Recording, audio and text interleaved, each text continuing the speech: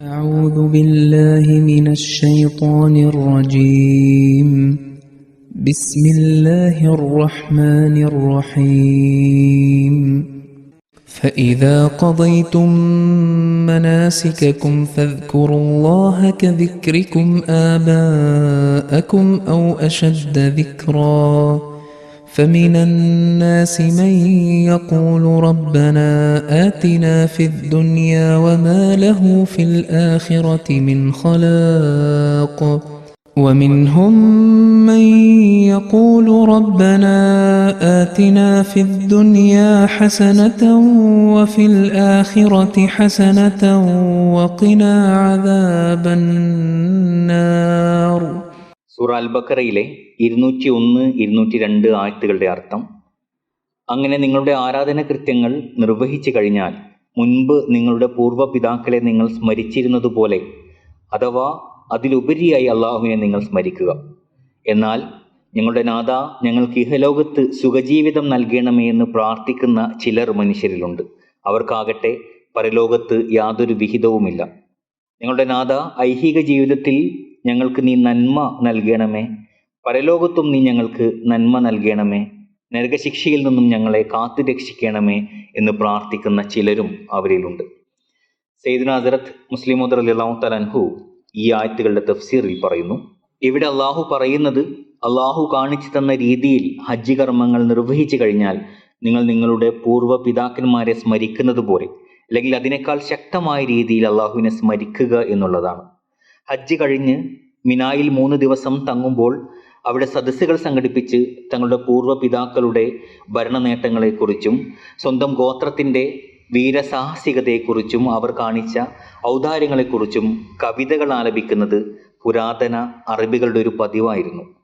അള്ളാഹു ഇവിടെ പറയുന്നത്, അവർ തങ്ങളുടെ പിതാക്കന്മാരെ പുകഴ്ത്തി കവിത പാടിയിരുന്നത് പോലെ ഇപ്പോൾ നിങ്ങൾ ഹജ്ജ് കർമ്മങ്ങൾ പൂർത്തിയാക്കിയാൽ നിങ്ങൾ അള്ളാഹുവിനെ സ്മരിക്കുക. അതായത് തൻ്റെ ഉമ്മയിൽ നിന്നും വേർപിരിഞ്ഞ ഒരു കുട്ടി ഉമ്മയുടെ അടുത്തേക്ക് കരഞ്ഞു വിളിച്ചോടുന്നത് പോലെ നിങ്ങൾ അള്ളാഹുവിനെ സ്മരിക്കുകയും അവൻ്റെ സ്നേഹം നിങ്ങളുടെ ഞെരുമ്പുകളിൽ പടരുകയും വേണം.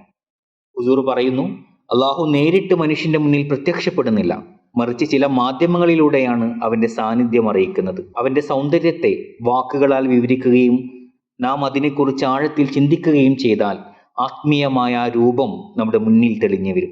നാം മാലിക്, ഉടമസ്ഥൻ എന്നുള്ള അവൻ്റെ സിഫത്തും അവൻ്റെ ഉടമസ്ഥതയെക്കുറിച്ച് ചിന്തിക്കുകയും ചെയ്യുമ്പോൾ, ഖുദ്ദൂസ് എന്നുള്ള അവൻ്റെ സിഫത്തും അവൻ്റെ പരിശുദ്ധതയെക്കുറിച്ച് ചിന്തിക്കുകയും ചെയ്യുമ്പോൾ അള്ളാഹുവിനെ കുറിച്ചുള്ള പൂർണ്ണമായിട്ടുള്ള രൂപം നമ്മുടെ മുമ്പിൽ വരുന്നതാണ്.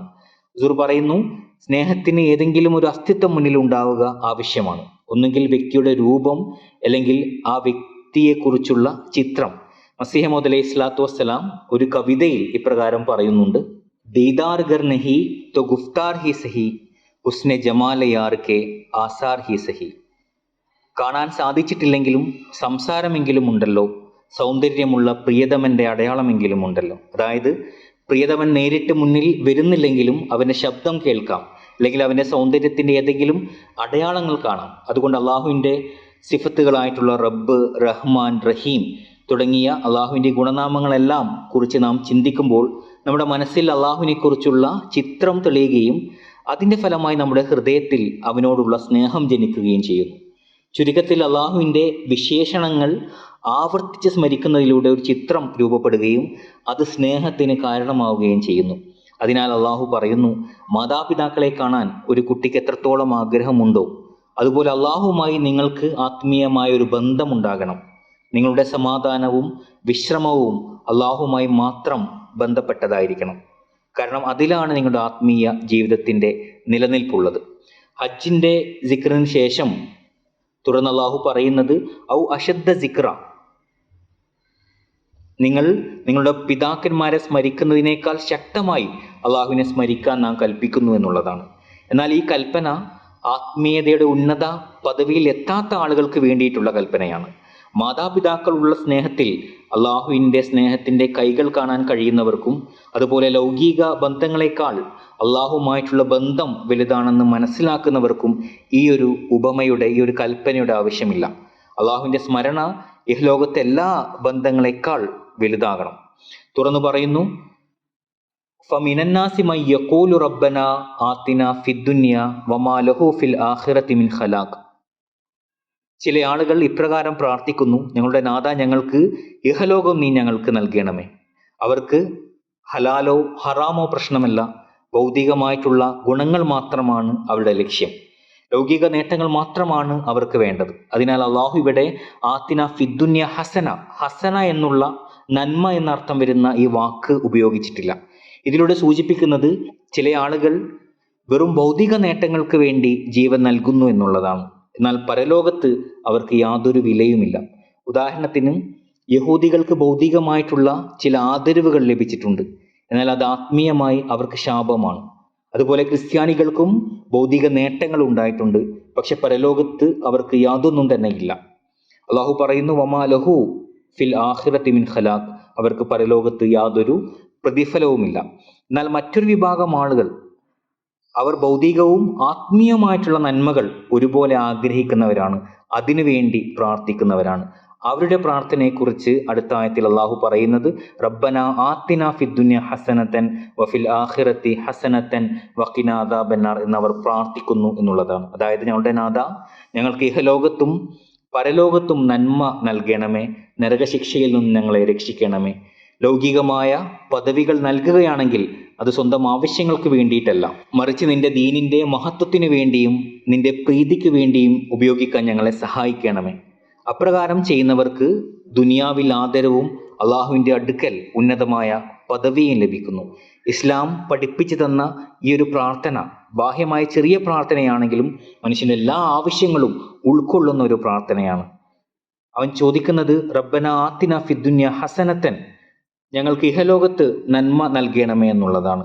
ഇവിടെ അള്ളാഹു ഹസന എന്നുള്ള പദം ഉപയോഗിച്ചത് ശ്രദ്ധേയമാണ്. ഇഹലോകത്ത് നന്മ നൽകണം എന്ന് പറയുമ്പോൾ അതിൻ്റെ അർത്ഥം ഭക്ഷണം നൽകുകയാണെങ്കിൽ അത് ഹലാലും ഉത്തമവുമായിരിക്കണം. ഇനി ഒരു വീട് നൽകുകയാണെങ്കിൽ അത് അനുഗ്രഹീതമായ ഒന്നായിരിക്കണം. എന്നിങ്ങനെ ജീവിതത്തിൻ്റെ എല്ലാ തുറകളിലും നന്മകൾ നമ്മൾ അള്ളാഹുവിനോട് ചോദിക്കുകയാണെങ്കിൽ അത് ഉത്തമമായിട്ടുള്ള നന്മയായിരിക്കണമെന്നുള്ള കാര്യമാണ് ഇവിടെ നമ്മൾ പ്രാർത്ഥിക്കുന്നത്. ഹസന എന്നുള്ള ഒറ്റ പദത്തിലൂടെ അള്ളാഹു ഈ ആശയത്തെ എത്രത്തോളം വിശാലമാക്കിയിരിക്കുന്നു എന്ന് നോക്കേണ്ടതാണ്. ഒരു വിശ്വാസി ഈ പ്രാർത്ഥന നടത്തുമ്പോൾ അവൻ തൻ്റെ ആവശ്യങ്ങൾക്കനുസരിച്ച് എല്ലാ നന്മകളും അള്ളാഹുവിനോട് ചോദിക്കുകയാണ്.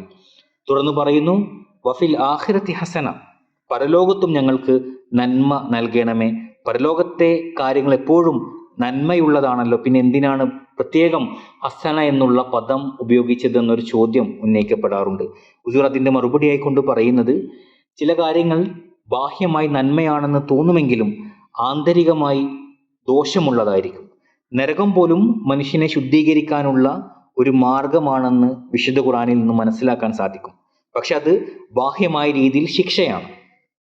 അതിനാൽ വിശ്വാസി പ്രാർത്ഥിക്കുന്നത്, അള്ളാഹുവെ, പരലോകത്ത് ഞങ്ങൾക്ക് നൽകുന്ന നന്മ ശിക്ഷയിലൂടെ ആയിരിക്കരുത്, മറിച്ച് നിന്റെ ഫളിൽ, അനുഗ്രഹത്തിലൂടെ ആയിരിക്കണം. നരകം ബാഹ്യമായി തിന്മയും ആന്തരികമായി ശുദ്ധീകരണം എന്നുള്ള നിലയിൽ ഒരു നന്മയുമാണ്. എന്നാൽ സ്വർഗം ബാഹ്യമായും ആന്തരികമായും നന്മയാണ്. പരലോകത്തെ നന്മ എന്നത് സ്വർഗം മാത്രമാണ്. ഇതിൻ്റെ അവസാനത്തിൽ പറയുന്നു, വഖിന അദാബന്നാർ, നരകശിക്ഷയിൽ നിന്നും ഞങ്ങളെ രക്ഷിക്കണമേ.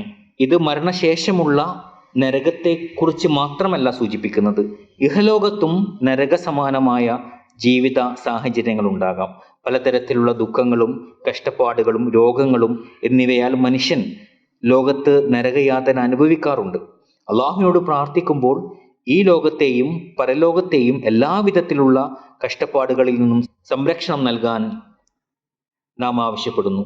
ഇഹലോകത്തെ നരകമെന്നത് യുദ്ധങ്ങളും കലഹങ്ങളുമാകാം.